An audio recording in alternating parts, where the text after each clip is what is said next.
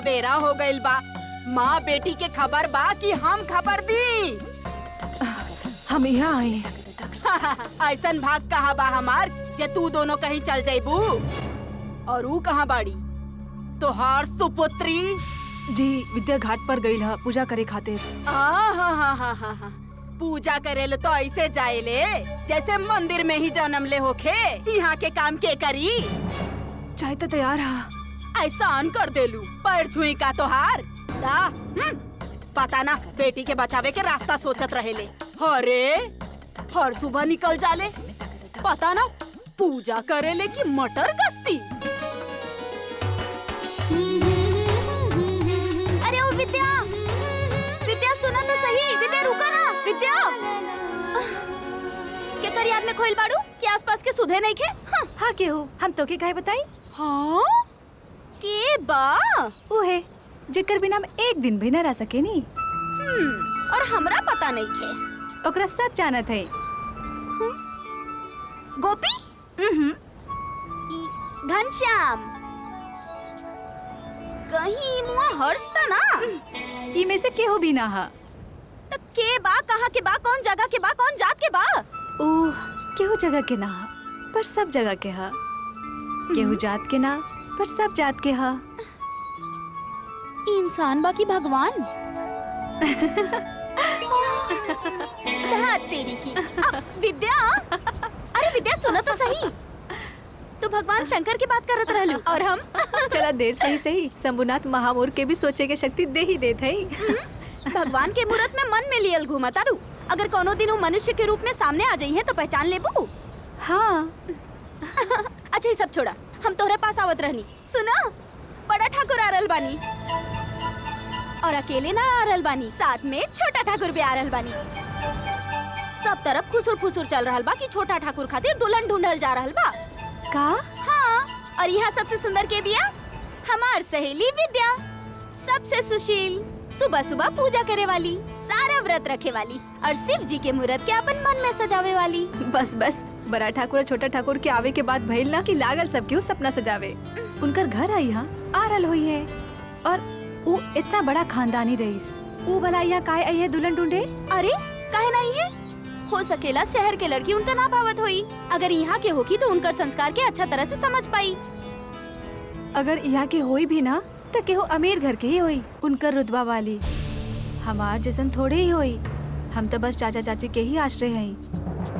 और फिर हम तो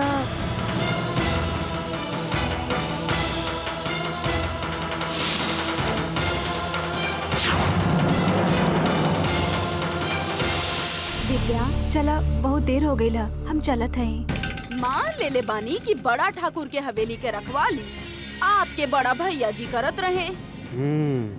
ई भी मान ले ली कि आपके भैया ना रहलन तो नौकरी आपके मिलल तो का भइल? अरे एगो नौकरी खातिर हम सब अपनी जान दे दी का? और ऐसे भी आपके पुरखा लोग तो ठाकुर साहब के हवेली के रखवाली करत रहे। नौकरी तो आपके ही मिले के रहे। और न तका और इस तरह के जिम्मेदारी भला और के उठावेला? वो तो दद्दा से हम वादा के लिए रही कि भाभी के और विद्या के लालन पालन के जिम्मेदारी हम उठाए पूरा जिंदगी। बस वही दिल वचन निभा रहा है। अरे यहाँ केकरा परवाह बा? अब वचन दे देली से ढोई। यहाँ केहू एहसान माने वाला नहीं खे। और ऊ तोहार हीरोइन भतीजी अरे पाँव में जैसे चक्कर बा, दिन भर मटकत फिरेले। कहेली हम पूजा करेली। अरे इतना लंबा पूजा तो हम जिंदगी में ना देखनी। वो आवत होई। पिछला आधा घंटा से आप ही है कह रहल बानी। अब पंडित जी के बुलवा के मुहूर्त निकलवाई का?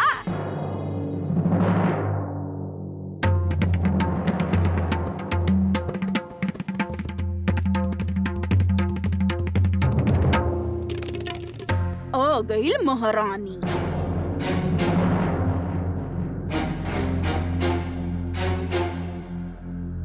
चाचा जी प्रसाद। बस बहुत हो गई नौटंकी। बहुत पंडिताई हो रहल बा। जा काम करा।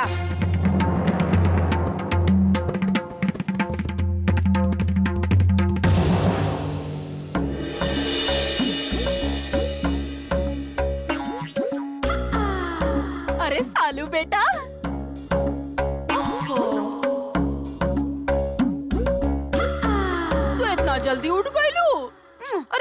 बेर तो ठीक बा ना? बैठा। इतना लाउड साउंड में केहू सो सकेला का? अरे मत पूछो, ई मतारी बेटी तो परेशान करके रख ले बड़ी। टी केहू देई कि ना? जी।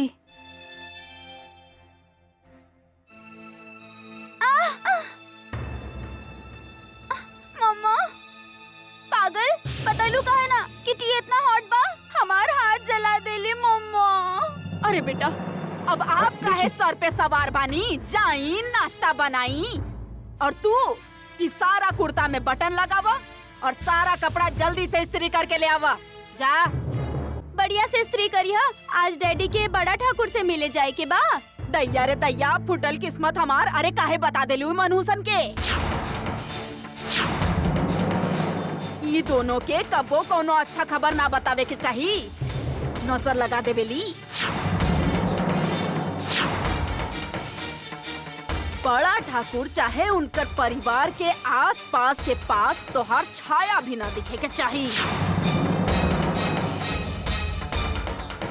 ना तो पता बना करम जली का होखी।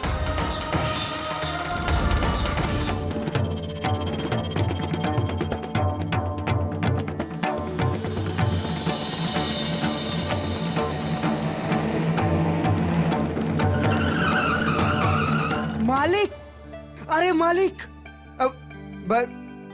मालिक, अरे मालिक, रात भर नींद ना आयल एक पल भी आँखन में, पूरा रात काट देहनी आपके इंतजार में। देखा था कैसे मक्खन लगा रहल बा चाचा के बच्चा। आजकल लागत कविता लिखा तारा हरीश, हाँ भाषा ही बदल गई तोहार। तीनों बच्ची ना दिखाई दे रहा हा? मालिक, कितना बरस हो गए तीनों के देखल, अपन पति के घर में तीनों खुश त बाना? हाँ बहुत खुश है, विदेश में है। हरीश, घर में सब कैसन है? हेमा, शालू सब ठीक तो है ना? सब ठीक है ठकुराइन, हेमा एकदम ठीक है। हाँ, इंसान के खून चूस चूस के तो ठीके रही ना। सालू बड़ हो गए है ठकुराइन, सुंदर सुशील। हाँ, सब लोग कहेला अगर बेटी हो तो हरीश के सालू नियन। अरे हरीश जी? वो कौशल्या कैसन है? का नाम है ओकर बेटी के? अब तक काफी बड़ हो गई हुई ना? हाँ बड़ हो गई है मालिक।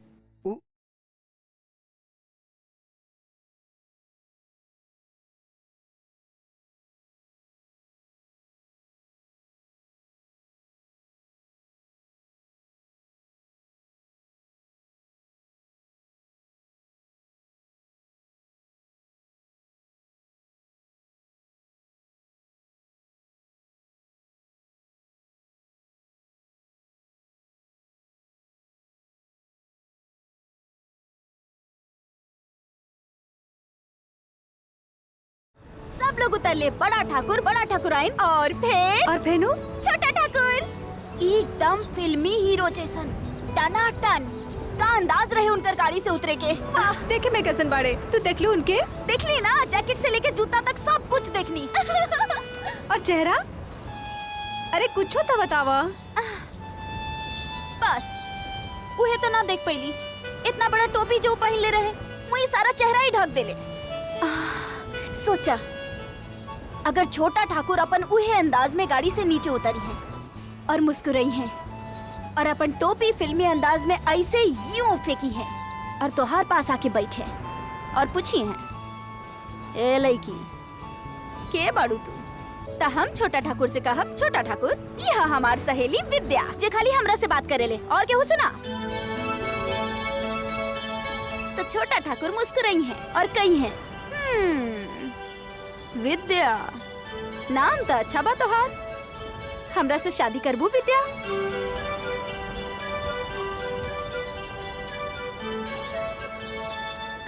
तू हो ना, बस करा, कैसन कैसन बात करेलू।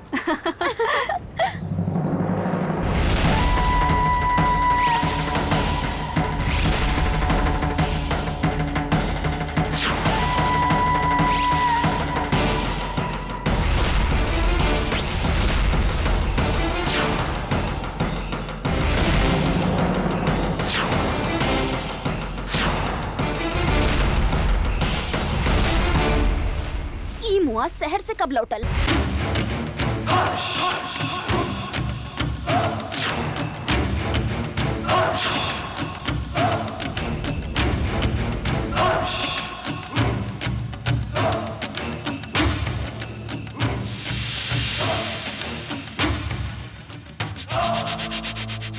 अरे का हुआ?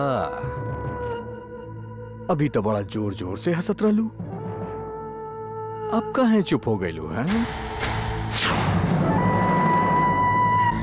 अरे तनी हमका भी बता दाना कि का बात है? तनी हम भी हंस लें। चला यहाँ से रानी। अरे तनी हमसे भी कबो ऐसन कह दाना कि हर्ष चल यहाँ से, कसम से हम तो झट से चल देब। हर्ष तू ना हमार हाथ के खाई बना तो तू जा रानी जा, देर सवेर तारा बने का तो हमरे दुल्हन बा। का कर रहल बानी? बड़ा ठाकुर पुजारी जी से कहले बड़े कि सब लोग से बात करे। अरे कौना बारे में? अरे अब हम का जानी, पूछे के मौका ही ना मिलल। अच्छा कोनो बात ना, सांझ में आरती खातिर मंदिर जाए के है ना, तो पुजारी जी सब हमके बता ही दी। हमार मन कह रहल बा कि छोटा ठाकुर के रिश्ता वाला ही बात होगी। मम्मी छोटा ठाकुर खातिर रिश्ता? हाँ, लंदन से पढ़ के लौट ले बा और रईस भी बा।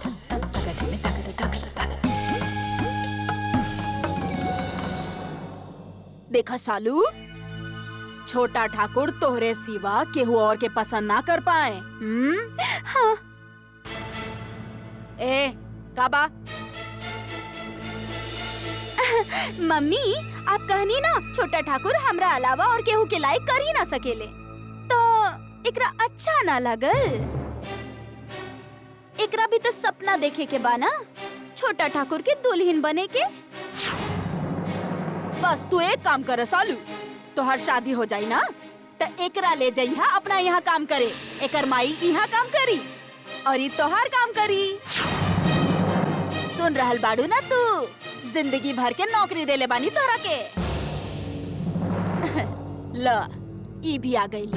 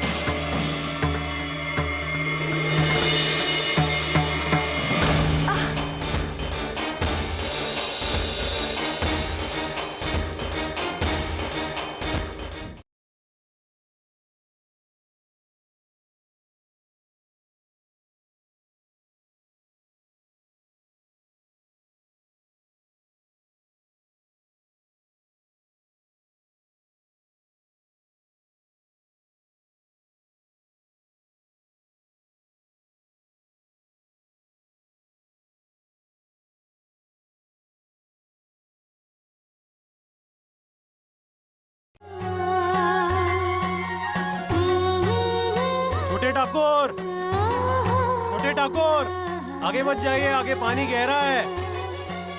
छोटे ठाकुर?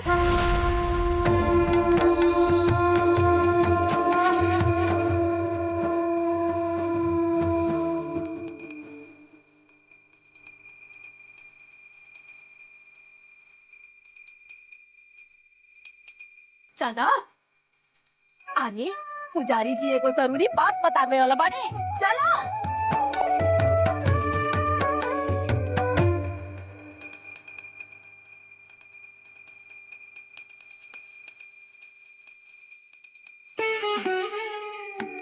विद्या, माँ हम तो बस आरती देख के आ गल रानी, पर अगर चाची हमके देख लेली तो वो बहुते गुस्सा करी है। ठाकुर जी के पास जैसे मना कैले हैं, मंदिर में आवे से ना। और फेनू आज सोमवार है, आज तक तू कबो शंभुनाथ की आरती छोड़ लिया हो? जा छोड़बू आवा ना माँ, हम पीछा ही खड़ा रहा, सबसे पीछे। और माँ आरती खत्म होती हम चल जाए।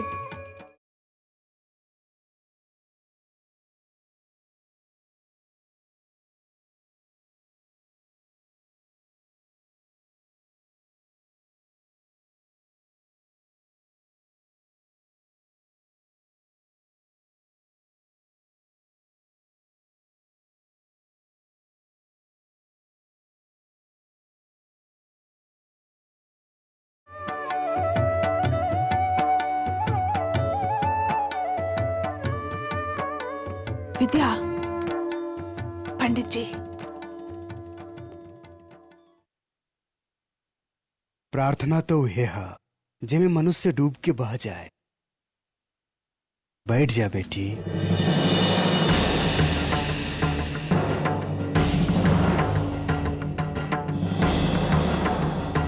ये दोनों यहाँ का कर रहल बाड़ी? हम आप सबके कुछ कहल चाहत हैं।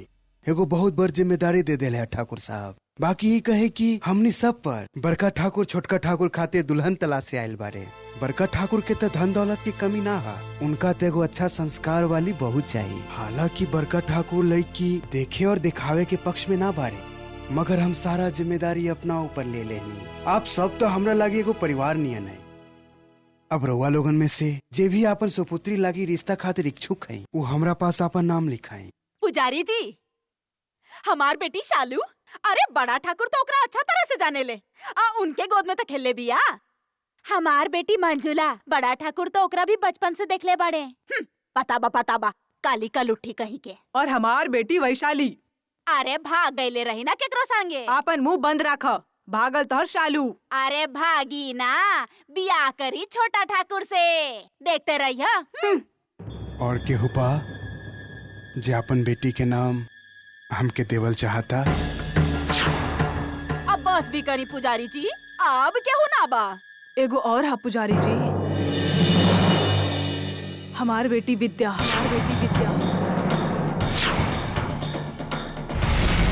माँ, तू ई का कर रहा हूँ? तो के केहू के दहेज के नौकरानी बने के जरूरत ना है। एकरा बाद जे कुछ भी हमारे साथ होवे के हा होवे दा, लेकिन तोहार जिंदगी बनावे के एगो मौका हम अपन हाथ से ना जाए दे।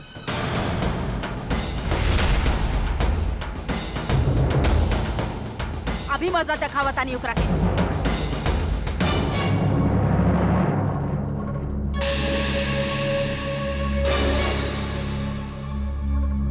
पुजारी जी, इधर आवा विद्या,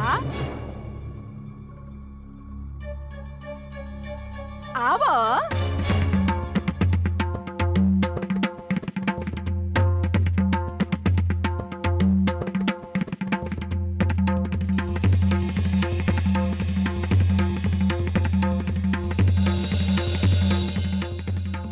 खुद के बड़ा भक्त समझेलू। विद्या के भक्ति तो आप सब जाने ले ही। हम चाहता नहीं कि आज के शुभ दिन विद्या हम सब के रामायण के पाठ पढ़ के सुनावे। जा विद्या, वहाँ से श्री रामचरितमानस उठा के लावा। हे माँ, बीच में मत बोली दीदी, आखिर छोटा ठाकुर के बियाह के सवाल बा। बड़ा ठाकुर पुजारी जी पर इतना बड़ा जिम्मेदारी सौंपले बानी ना।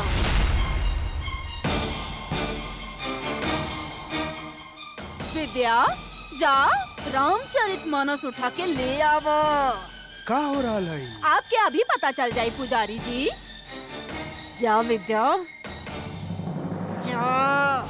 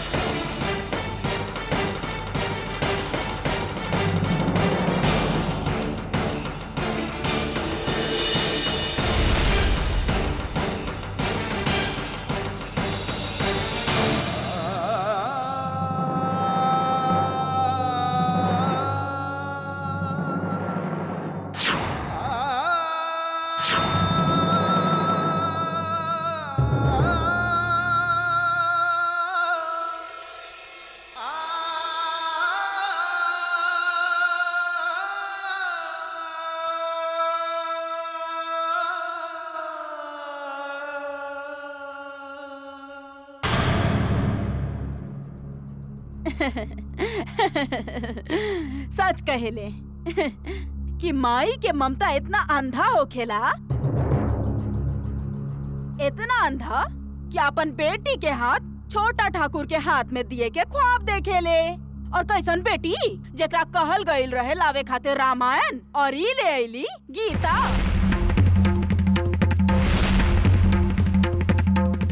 अरे अंगूठा छाप पाड़ी लड़की, पता न का सोच के एकर माई बाबूजी एकर नाम विद्या रख ले बड़े। का ऐसा लड़की छोटा ठाकुर के दुल्हन बन सकेले?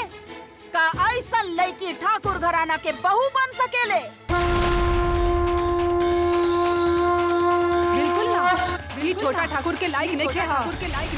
अभी बतावत नहीं तहरा के चाची। हाँ? हेमा, तू छोड़ा हमरा ओकरा। सामने मंदिर में छोड़ा चल। छोटा ठाकुर से रिश्ता हमार सालू से बराबर है। अरे हिम्मत तो देखा एकर, आके खड़ा हो गई वहाँ मंदिर में सबके सामने। हेमा, तू एकरा काहे मार रहा हूँ? ये कुछ ना कहले है, जे कुछ भी कहले है से हम कहले है वहाँ। हाँ दीदी, तू तो कुछो नहीं के कहले बाड़ी, जे कुछ कहले बाड़ू तू कहले बाड़ू। रुका,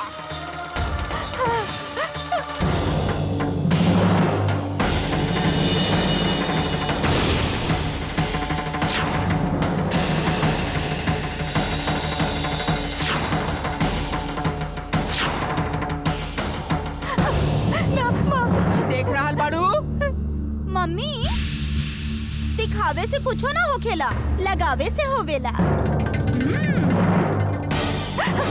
ना चाची, चाची, चाची हम हवेली के आसपास भी न जाए। चाची, चाची हम छोटका ठाकुर और बड़का ठाकुर के देखब तक न कबो। पता न का सोच के माँ हमार नाम निकाल दे लकुआ। चाची, चाची हमार माँ के सजा मत दो। चाची हम आपसे वादा करत ही आपसे ऐसा कबो कुछ न हुई। चाची ठीक बा, हम तोहार माई के सजा ना दे, सजा दे।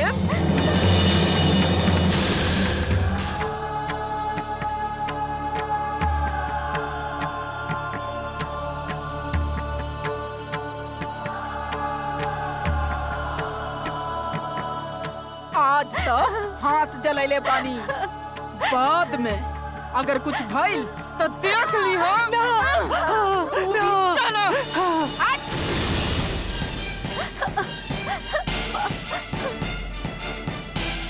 ये कुछ लेखी के नाम है, इनका देख ली।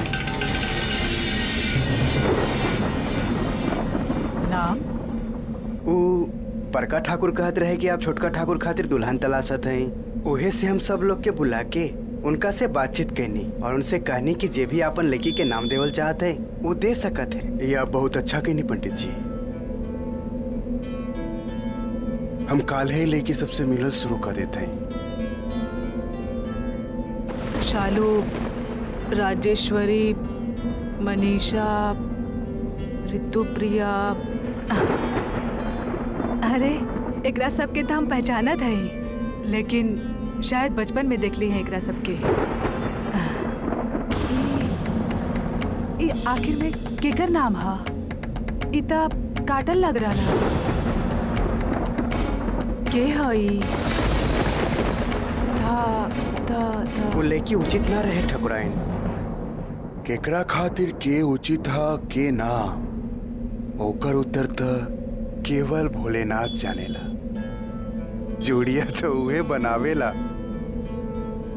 बस अब तो प्रभु से यह प्रार्थना है कि अपन सागर के सबसे अच्छा दुल्हन मिले।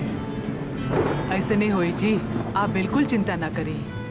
जे जेकर लायक होवेला प्रभु ओकरा केहू तरह भी हमार सामने लाके खड़ा कर देते हैं। ओकरा भी लाके खड़ा कर दिए।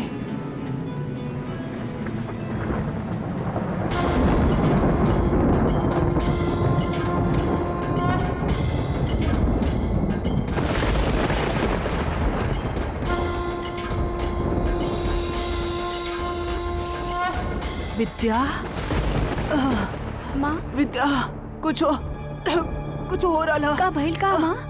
चक्कर सा आ रहा, कुछ हो रहा। माँ तू रुको यहाँ, हम अभी चाची के बुला के लावत है। माँ सब ठीक है? चाची, चाची दरवाजा खोली। चाची, शालू, शालू, शरारा शरारा शरारा शरारा। शालू सुना, माँ की तबीयत बहुत ही खराब है। आप सब दरवाजा खोली। विद्या, विद्या, हमके दवाई चाहिए माँ खातिर। शालू, चाचा जी, चाची, आप सब दरवाजा खोली। का हो गईली मनहूस के? चला दरवाजा चलाते खोली। रहा रात भर।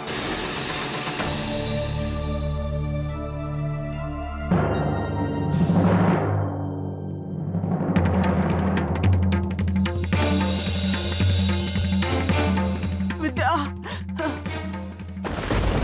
विद्या का कर रहे हो? विद्या, माँ हमार जे होई से होई, पर अगर आपके कुछ हो गई ना तो हम अपने आप के माफ न कर पाए। हम अभी गई नहीं और अभी है नहीं। आपके किस्मत तो अच्छा है, दुकान बंद हो गई है लेकिन दवाई हम तोके दे देनी। और आपके पास छाता भी ना है, बिजली चमक रहा ला, जल्दी से घर जाई। जी धन्यवाद। ठीक बा।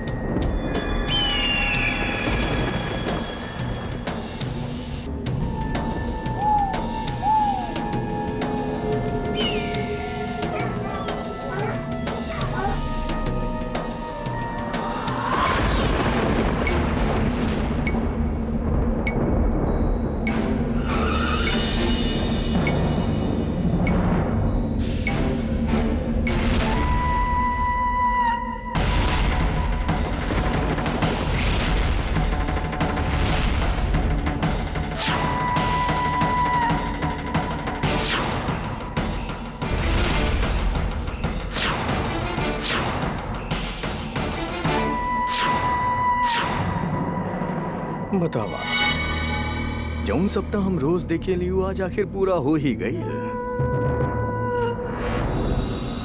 हमरा से मिले आइल बारू ना?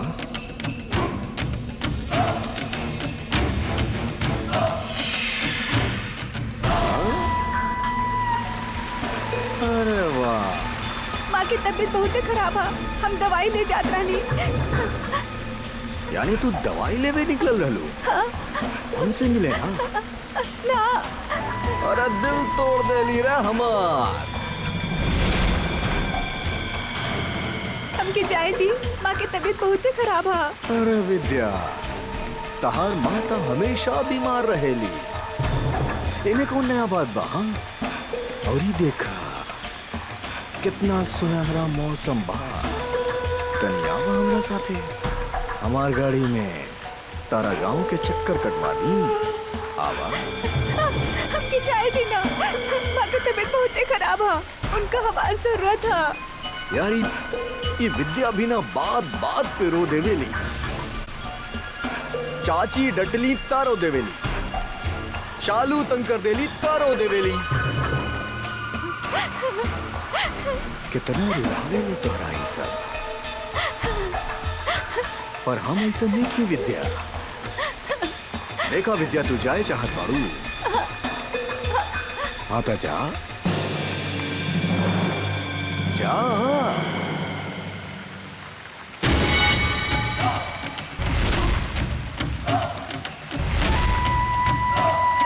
और एक बात सुनत जा विद्या, तहार मां खातिर एगो संदेशा बा। अरे खुशी के संदेशा बा, खुशी के संदेशा। अपन माँ से जाके कह दे यह विद्या कि 10 दिन बाद उनकर सुपुत्री के विवाह हर्ष के साथ है। बतावा, हमसे ब्याह करबू की ना? हाँ? हमसे ब्याह करबू की ना? हमरा से ब्याह करबू की ना? हाँ? अरे हाँ, अरे विद्या हाँ कह देली रे। ए, दवाई दे, दवाई दे, दवाई दे।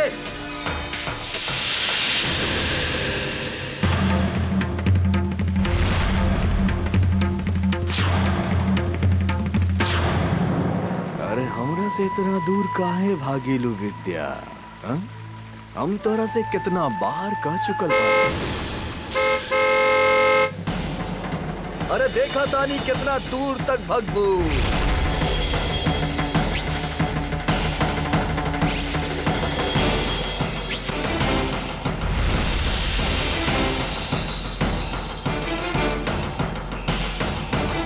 रोका, अरे भैया रोका रोका, गाड़ी रोका। पीछे ली भैया, पीछे ली गाड़ी। का हो गई? हम के ना जाने लू। अरे हम चिन्मय, लोग हमके चीनू कहले। बड़ ठकुराइन के भांजा बानी हम। तक उन्हें सवारी ना मिलल, एक खातिर साथ में चल देनी इनकर। तू घबरात का है बाड़ू? आवा ऊपर आजा। आवा जल्दी आवा, जल्दी आवा, जल्दी आजा। आवा, संभल के संभल के संभल के बैठा। हाँ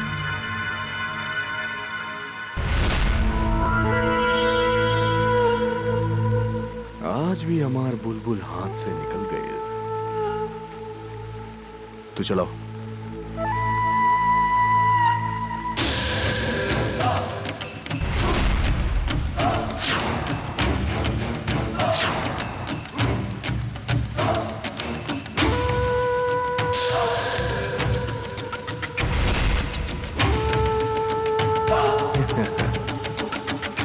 विद्या रानी, बस एक बात ध्यान रखिया कि कौनो भी हालत में विद्या छोटा ठाकुर या बड़ा ठाकुर के सामने आवे ना पाए। एगो बात बतावा, तो कितना विद्या से खतरा का है? दैया रे दैया, फुटल किस्मत हमार। अरे जब तक शालू के शादी ना हो जाए, हमरा हर एक लड़की से खतरा बा। बचपन में जी लोग के बात करे में दिक्कत होत रहे, हम उन लोग के साथ एगो खेल खेलत रहने। खेलबू? कैसन खेल? हम तोरा से एगो सवाल करब, तोरा ओकरा उत्तर एक शब्द में देवे के पड़ी। सवाल नंबर 1, जीवन के अर्थ। प्रेम। हाँ। जीवन की दिशा। सत्य। सबसे खुशी के पल। माँ की हंसी। और सबसे सुंदर सपना। माँ की खुशी। अरे अरे अपना खातिर भी कुछ बाकी ना। तू कहाँ रहे लू? हवेली के पीछे मंदिर के पास। अरे फिर तो हम नहीं मिला था, हम भी वही रहे ली। मिलल बाड़ू बुआ जी फूफा जी से? हम कुछ साल पहले मिलल रहनी बड़ा ठाकुर ठकुराइन से। और फिर वो दिन हम घाट पर छोटका ठाकुर के भी देख ले रहनी।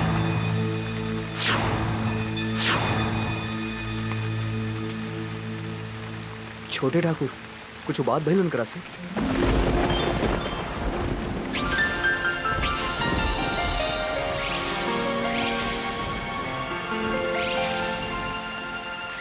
ना, बस देख ले रहनी उनका हम तैरत। कुछ बात ना भइल रहे, फिर हम वहाँ से चल गए रहनी। दद्दा के तैरल बहुत अच्छा लागेला। लोग कुछ भी कहे उनकरा बारे में, उ त हीरा बाड़े हीरा। का कहेला लोग उनका बारे में? कुछ ना, तू तो जाने लू ना, लोग की आदत होकेला बुराई करे के, लोग के नाम रखे के। वो दिन हमके तो ऐसा देख के लागल कि उनकर हंसी बिल्कुल निष्पाप है। हमके लागल कि उनकरा में अबो भी बहुत बचपना है।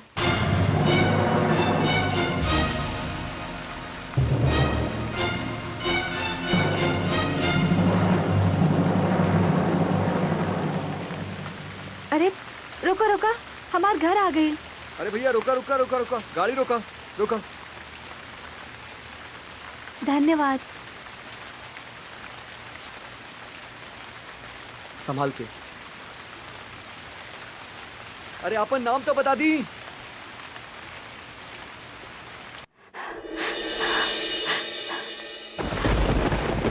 माँ।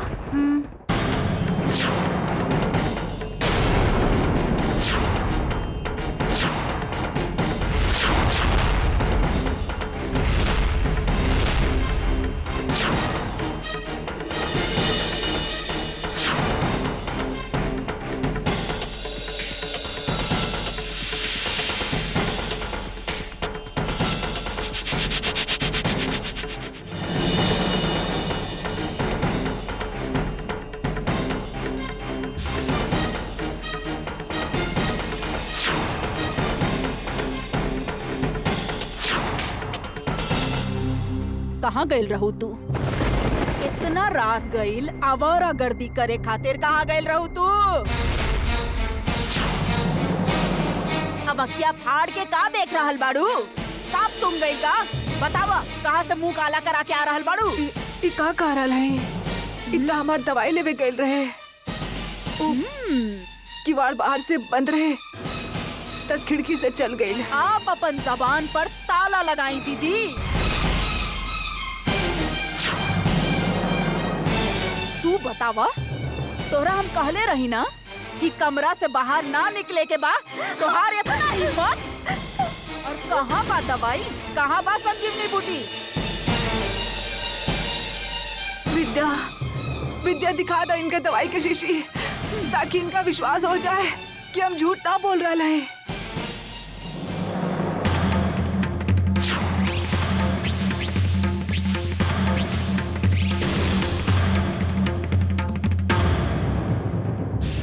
विद्या, विद्या का हो गई? बता दा, बतावा ना का हो गई? बहुत हो गई नाटक तू दोनों के, बहुत हो गई। चल निकल बाहर। ना चाची, हेमा क्या कर रहा हूँ? चल ना चाची, निकल बाहर। चाची, चाची हमरा से गलती हो गई, हमके माफ करना चाची। तोहार हिम्मत कैसे भइल हमार बात ना माने के? चल निकल यहाँ से। चाची, अरे मोहल्ला वाला, अरे यहाँ आई आई। हाँ। अरे देखी, ऐसा दूसर ना मिली यहाँ। पता ना रात बेरात ऐसा होलिया बना के कहाँ से आइल बिया। हेमा क्या कर रहा है? नहीं रे दीदी, आज आप बीच में मत आई ना तो। चाची, चाची आप हमारा विश्वास करें, हम सच में दवाई लेने गए रानी चाची। एकर माई एकर नाम छोटा ठाकुर से रिश्ता खातिर लिखवावे गइल रही। हाँ, और इतना रात गइल घर के अंदर खिड़की के रास्ता से चोर के जैसन घुसेली। हाँ, चाची आप हमारा विश्वास करी ना, हम सचमुच दवाई लेवे गए रानी। आज तो हम फैसला करके ही रहब। बस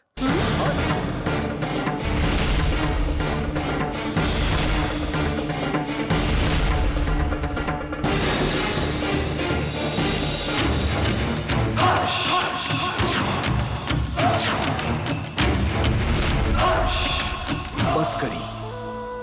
चाची आप जाने चाहत बाड़ी ना कि विद्या कहाँ गेल रहली? तो सुनी, अरे विद्या हमरा से मिले आइल रहली।